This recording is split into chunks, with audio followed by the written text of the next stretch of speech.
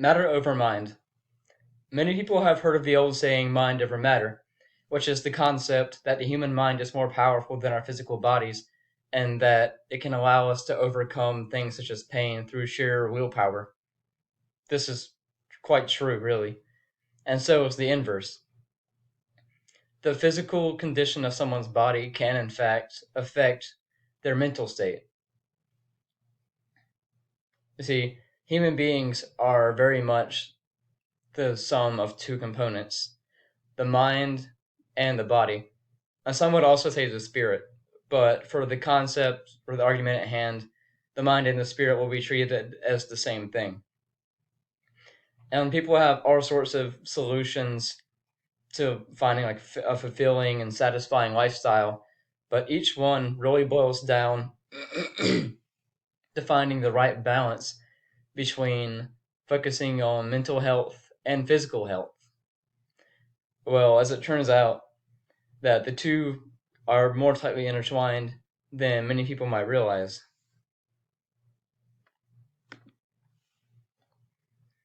See, regular physical activity, such as exercise, can release more dopamine into the human brain.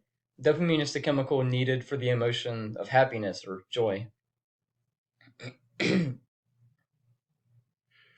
Not only that, on top of releasing more dopamine, just being in better shape can make people feel better about themselves. If they look better, it's like the old saying, look good, feel good. Yeah, if people like what they see in the mirror, they're automatically going to be more confident, which is really just going to help them with every facet of life as well, because confidence is everything.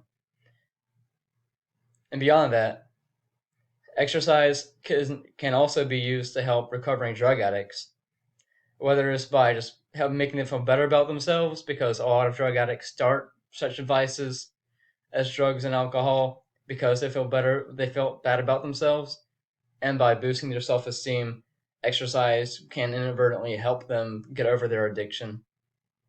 Or, like I said, because it releases the dopamine into their brain that the drug did, meaning they found basically another addiction, but a healthy one. Not to mention, it's a great practice for mental health because it's affordable and accessible to everyone. Because therapists are too expensive for a whole lot of people, and even if people can afford a therapist, it's kind of hard to schedule one, with their work schedule and everything else they have going on. So they might not be able to have the mental health requirements they need met because of a conflict with schedule.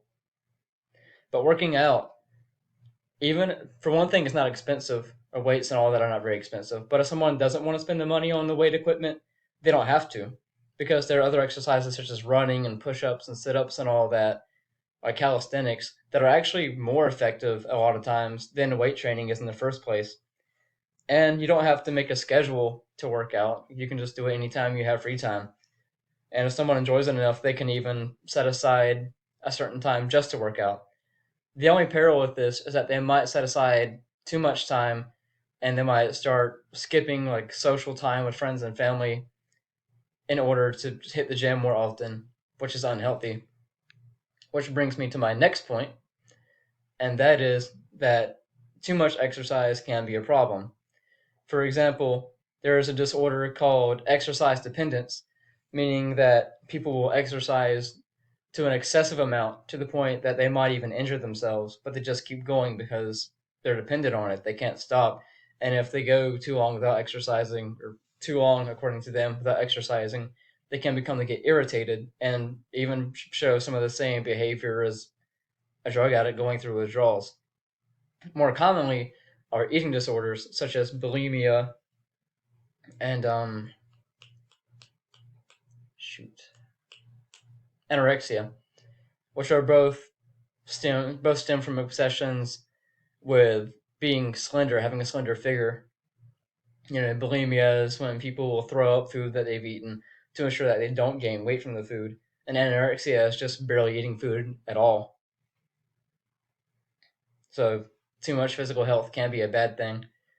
And furthermore, I mean, I'm sure everyone has heard examples of like fashion models or fitness models committing suicide just like anybody else would.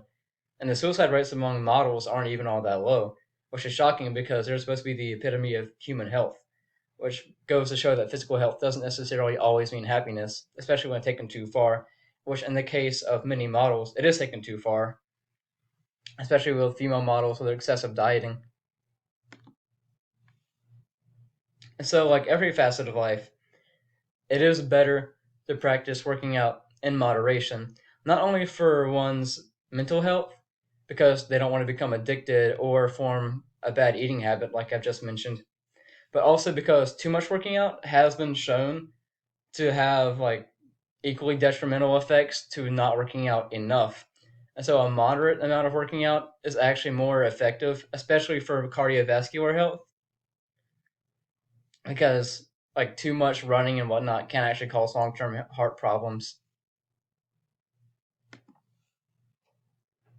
And so, in conclusion, we are, as I said before, beings made of two components, the mind and the body. And it is essential to find a healthy balance between these two because if you put too much focus on one over the other, things start to go awry.